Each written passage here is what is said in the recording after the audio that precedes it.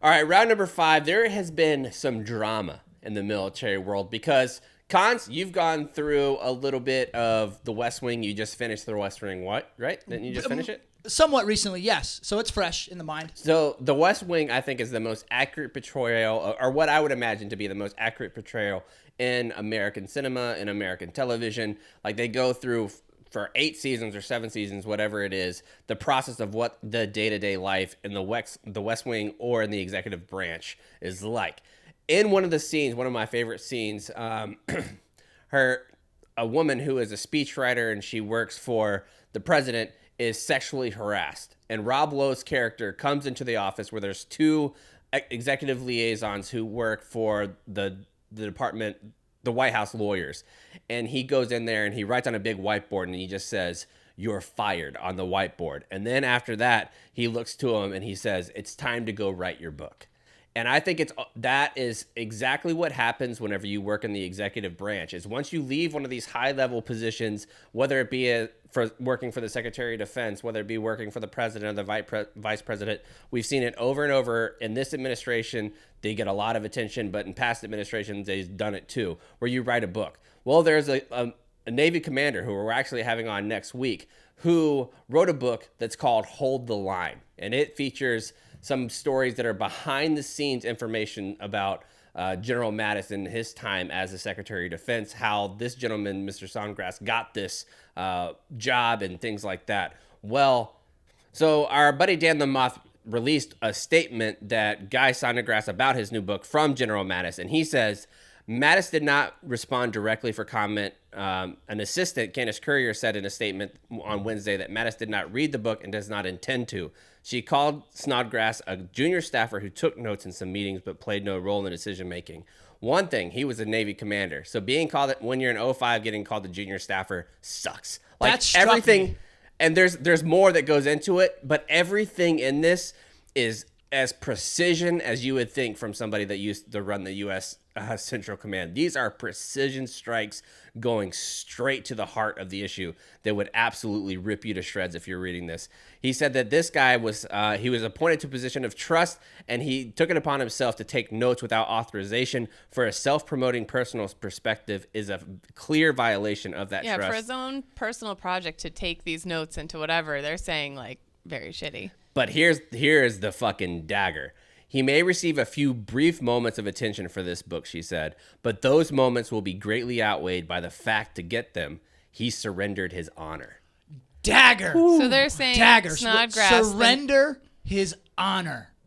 Wow. Yeah, to put this book out. So I don't know. He'll be on next week. So I'm interested to hear what he has to say about Mattis's camp saying this about him. But here's a couple things that Mattis's camp were so pissed about. Mm-hmm. So there's certain things that were noted that have never been made public before. So these are the quiet little moments that they're saying he had access to and that he used for his own personal book, because these are the moments that are getting attention. Among some of the claims in the book, multiple occasions in which Mattis clashed with Trump fundamentally over policy and orders in ways that had not been previously reported. One was that at one point, Mattis described to his staff how the administration appeared to be boxing itself into a corner instead of reviewing the policies he had been prescribing. And they said that Mattis then formed his right hand into a make-believe pistol and pointed it toward his temple, saying, "No one move or the hostage gets it." Mm-hmm. Kind of very Blazing Saddles of him. Very right. Blazing Saddles. Another claim that in an off-record meeting with 3 senior reporters, Mattis said, "I do not think Trump's policies will make America stronger, although he will appear stronger in the short term." And then another one that is this sentence right here, this next one, is actually the headline on a lot of stories right now, that Mattis privately said he'd rather swallow acid than watch the massive 4th of July parade that President Trump wanted. And so these are quotes in the book that are getting a lot of attention. And that's why Mattis's camp is like, these were private moments. Like, fuck you. Yeah, because guess what? As an 05, I would think you would know better than this. You know, when you're in certain rooms, it doesn't have to be, it shouldn't have to be said like, hey, by the way, don't repeat what you say here. Like, as an example, here at Barstool, Frankie rides around all the time with Dave. Frankie knows, like, I'm sure Dave says things here or there that, you know, he doesn't want out there. But you know what? If Frankie left and started a new job, you better believe I'd read the shit out of whatever book he wrote about the behind the scenes. I'd want to know. But I'd imagine, I just received the book, so I'm going to read it. this could be sensationalized to sell books. This was held up by a Defense Department review over the summer, so the claims that the book allege come out as true. And Mattis's camp didn't deny these things. Yeah, there's no denial in any of this. It just said that he submitted his honor by doing it. And, I've read most of the book. I'm doing the interview later today, so I'm excited to actually talk to the guy. There is certain parts in it where I think that Mattis, we do have like this hero worship of Mattis a lot of times, especially in Marines, about him.